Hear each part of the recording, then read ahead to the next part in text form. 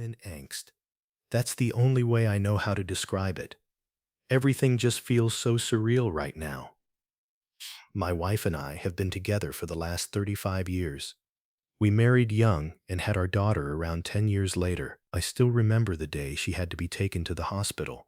I was at work when her water broke, but instead of calling and demanding I get there as soon as possible, she told me that it was best I wait and that she was doing completely fine. I told her she was crazy if she thought I wasn't going to be there for the birth of my child, but she started screaming at me to stay where I was. I just chalked it up to birth hormones. I finished out the day, and as soon as I clocked out, I was flying to the hospital. It was a venture that proved fruitless, as when I arrived, my wife was nowhere to be found.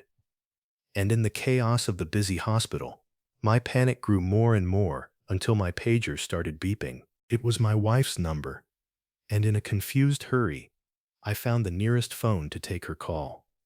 She was already home, asking me where I had been.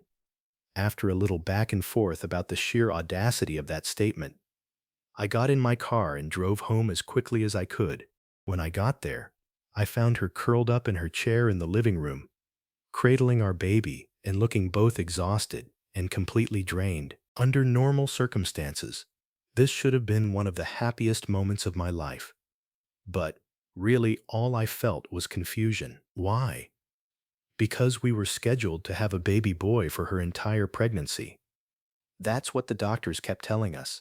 Her explanation was that there had been some kind of mistake with the paperwork.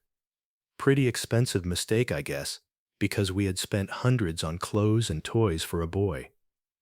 I still allowed myself to feel happy. I mean, I was a new father. I'd waited 9 months for this moment. I wasn't going to let some paperwork issue rain on my parade. Besides, her mom seemed in no mood to argue. I spent the entire first night back home, curled up in bed with my wife and our baby girl. I soothed them to sleep in each other's arms. I rubbed my wife's back.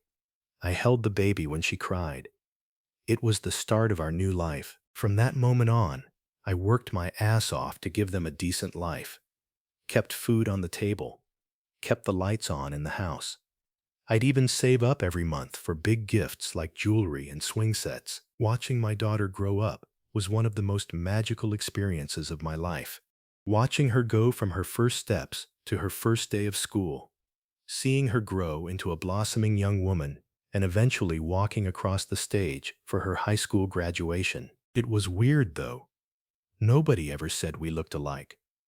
Nobody ever said she and her mom even looked alike. And if I'm being honest, I thought the same thing. But it didn't change how I loved her. But, unfortunately, every fairy tale must come to an end, and ours ended with her mom being diagnosed with cancer. Those were some of the most difficult years of my life. Watching the woman I love lose her appetite, lose her hair, lose her life, it broke something within me. I was by her side every day, right there with my daughter. However, on the day we lost her, my daughter had been in class at the state university 100 miles away, and I was all alone, watching the world crumble before my very eyes. In those last moments, she looked at me with the same love she had back when we first met.